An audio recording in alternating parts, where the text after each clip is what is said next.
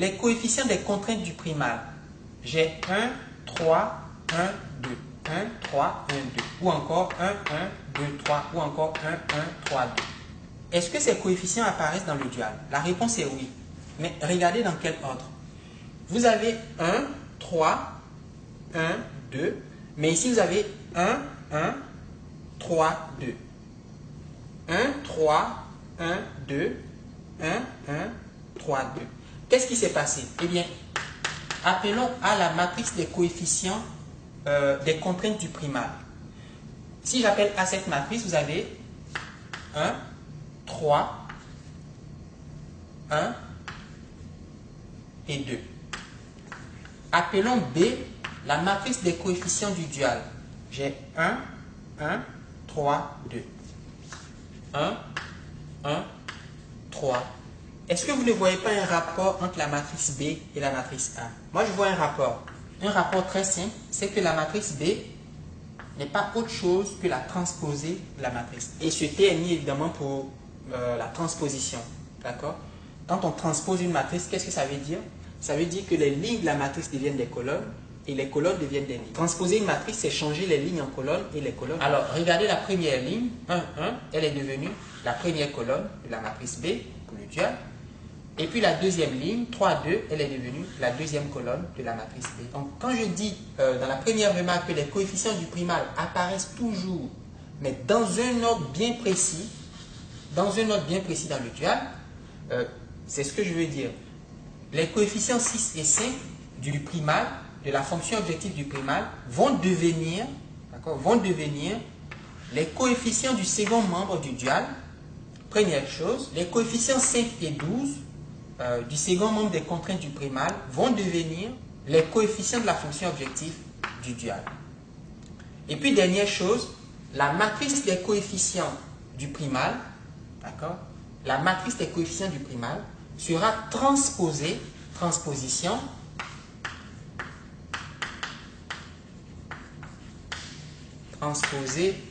de A.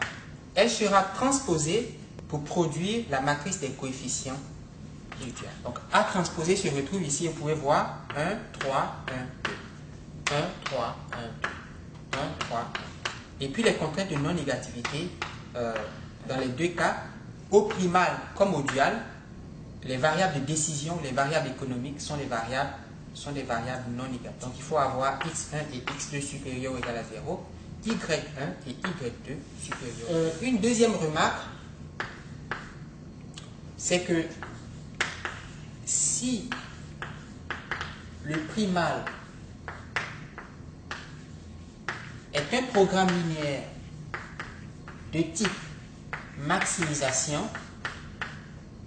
alors le dual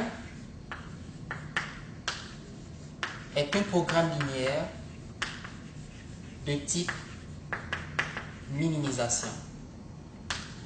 Et inversement.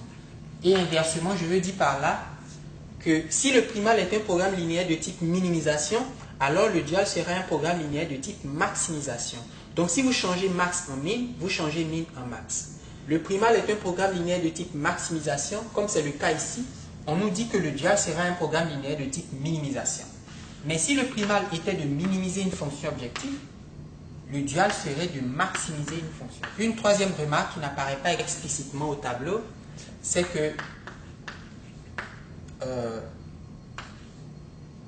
tout primal possède un dual. Tout programme linéaire primal a nécessairement un programme linéaire dual qui lui est associé, qui lui correspond. Avant de passer à des exemples, je voudrais parler de ce qu'on appelle la forme standard d'un programme linéaire primal et du dual associé. Il y a une forme standard, et d'ailleurs l'exemple que j'ai pris, le primal est sous la forme standard. Le primal est sous la forme standard et le dual aussi. Donc, qu'est-ce que la forme standard? Forme standard pour le primal. Et puis, ici, pour le dual. La forme standard du primal est toujours de maximiser quelque chose, de maximiser une fonction objective. Et je vais appeler cette fonction objective Z. c'est un vecteur C transposé multiplié par un vecteur X qui est le vecteur des variables de décision du problème. Ici, par exemple, X est égal à X1, X2, dans cet exemple, et le vecteur C est égal à 6, 5. C'est le vecteur des coefficients de la fonction objective du primal. Mais comme j'ai mis ici P, alors si vous prenez la transposée de ce vecteur, vous avez 6 et 5. Par conséquent, Z égale au produit scalaire de ce vecteur ligne par ce vecteur colonne. Vous voyez, Z égale à 6x1 plus 5x2, et c'est le produit scalaire 6, 5 par x1, x2.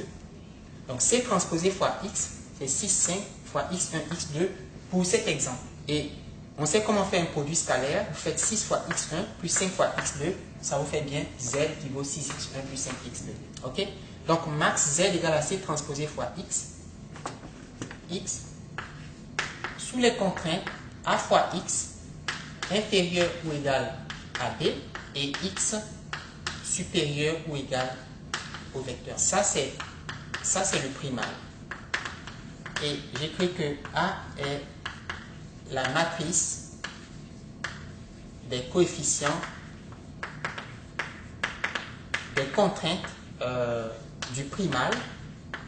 B est le vecteur second membre ou le vecteur des coefficients des seconds membres des contraintes du primal. Donc ici B vaut combien?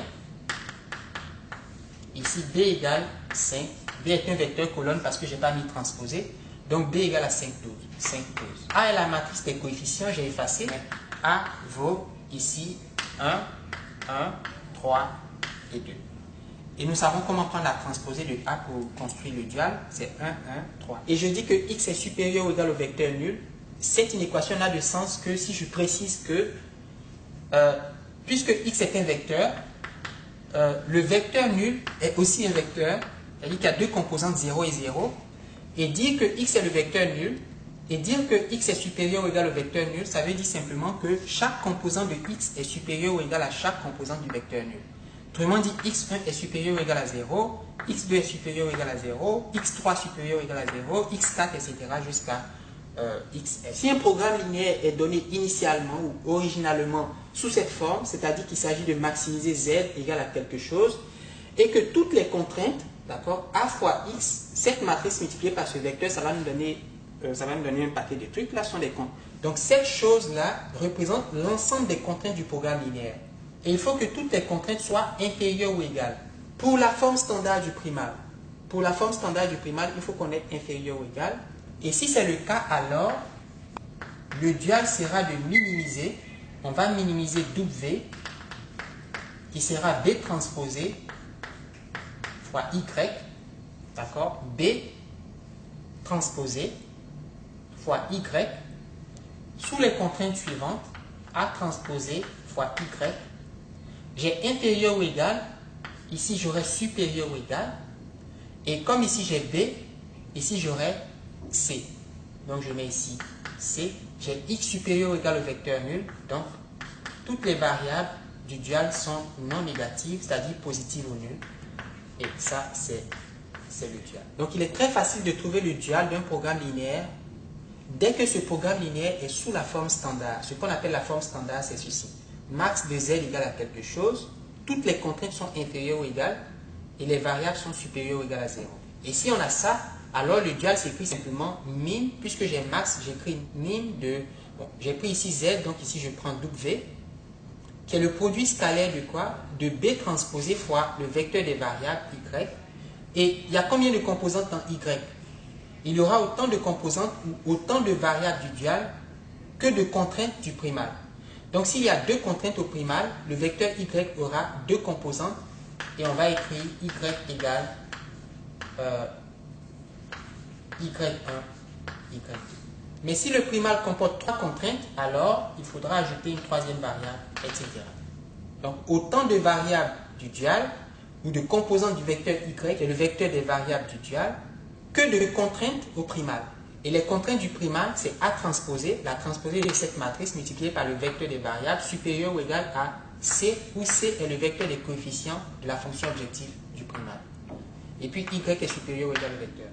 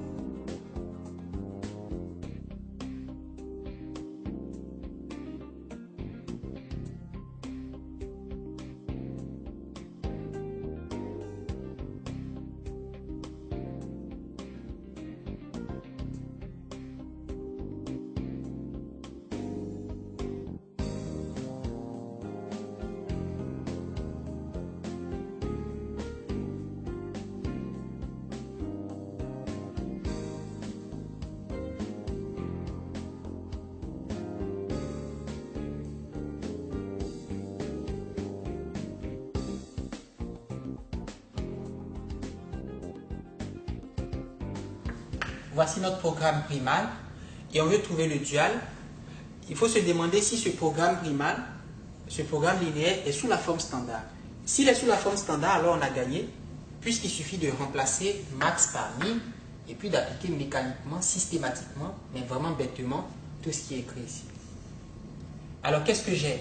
J'ai max, j'ai inférieur ou égal, et puis les contraintes de non-négativité. Donc j'ai dit ce primal est sous la forme standard. Par conséquent, son dual s'écrit. Son dual est un programme linéaire qui va s'écrire min de W égale B transposé fois Y, mais il faut d'abord trouver Y, ou du moins le nombre de variables dans Y.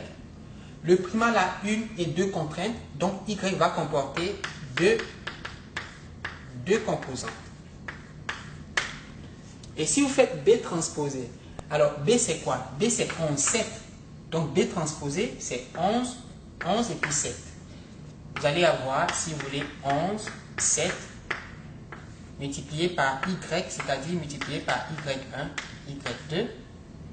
Et je n'ai pris que deux composantes parce qu'il y a une contrainte et deux contraintes. Alors, A c'est 5, 2, 2, 3. 5, 2, 2, 3. Si vous faites la transposée de cette matrice, la matrice des coefficients des contraintes du primal, vous aurez 5, 2 et 2, 3. Voilà, vous aurez encore 5, 2, 2, 3. Donc vous aurez 5 et puis ce 2 qui passe ici, donc ça va faire 2. Et ce 2 passe ici et ce 3 il reste ici, donc ça fait 2, 3. Donc 5, 2, 2, 3. C'est une matrice symétrique. Donc ici, A égale 5, 2, 2, 3. Et par conséquent, A transposé est encore égal à 5, 2, 2, 3. On dit que la matrice A est symétrique. On multiplie par le vecteur Y, c'est-à-dire par Y1, Y2, qui est supérieur ou égal au vecteur C, mais le vecteur C, c'est le vecteur des coefficients de la fonction objective du primal. Donc c'est 7, 5. 7, 5. Et puis Y supérieur ou égal au vecteur nul, ça veut dire simplement Y supérieur ou égal à 0, Y2 supérieur ou égal à 0. Alors développons cette chose-là. Donc,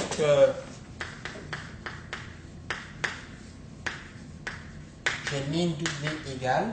Faisons le produit scalaire de ce vecteur ligne par ce vecteur colonne. Ça fait 11 fois Y1 plus 7 fois Y2. Donc j'écris 11 Y1 plus 7 Y2. Et les contraintes 5 fois Y1 plus 2 fois Y2 supérieur ou égal à 7. 5 fois Y1 plus 2 fois Y2 supérieur ou égal à 7. 5 Y1 plus 2 Y2 supérieur ou égal à 7. 2 fois Y1 plus 3 fois Y2 supérieur ou égal à 5. 2 fois y1 plus 3 fois y2 supérieur ou égal à 5 et les contraintes de non négativité. Voici le dual cherché.